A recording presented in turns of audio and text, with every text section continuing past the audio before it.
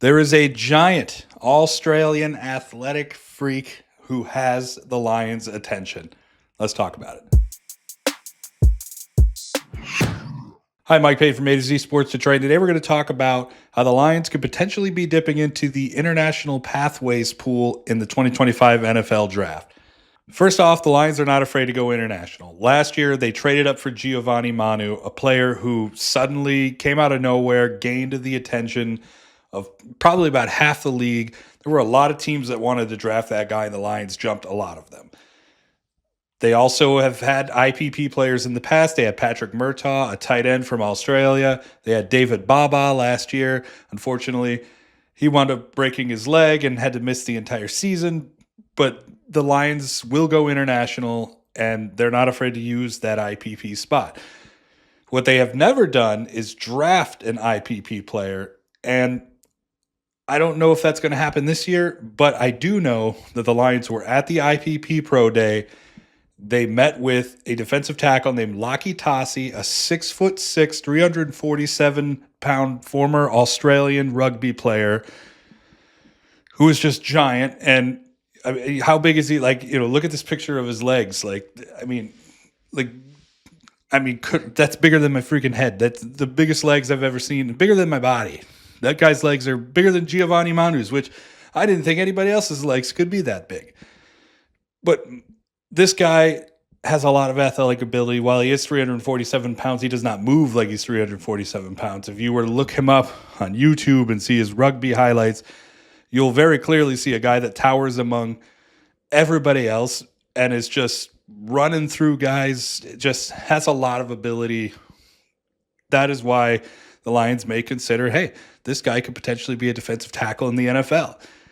We know that they met with him. We know that the interest is still there. Let's see where things go.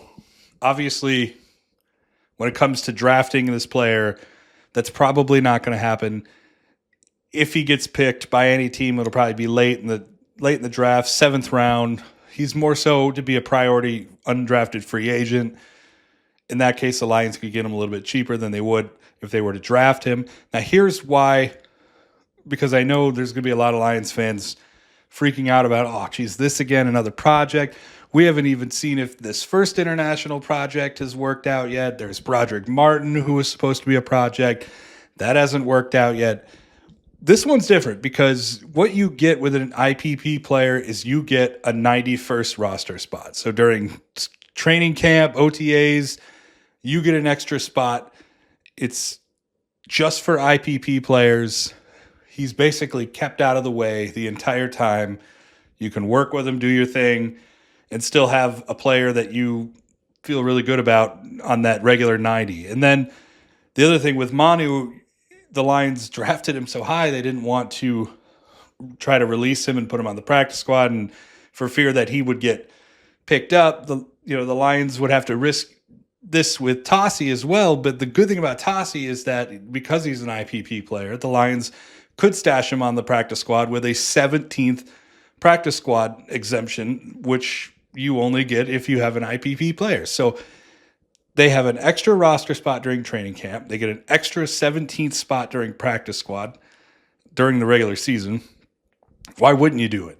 This guy basically just sits in the background and gets better at playing football.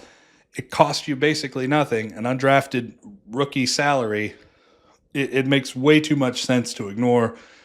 Again, we know that the interest is there. We'll see what the Lions wind up doing after the draft wraps up and they start signing undrafted free agents. But we do know there's interest. Do not be surprised if the Lions have an Australian defensive tackle playing for them this preseason. We're going to see what he can do. And if he can live up to that size and that athleticism, watch out.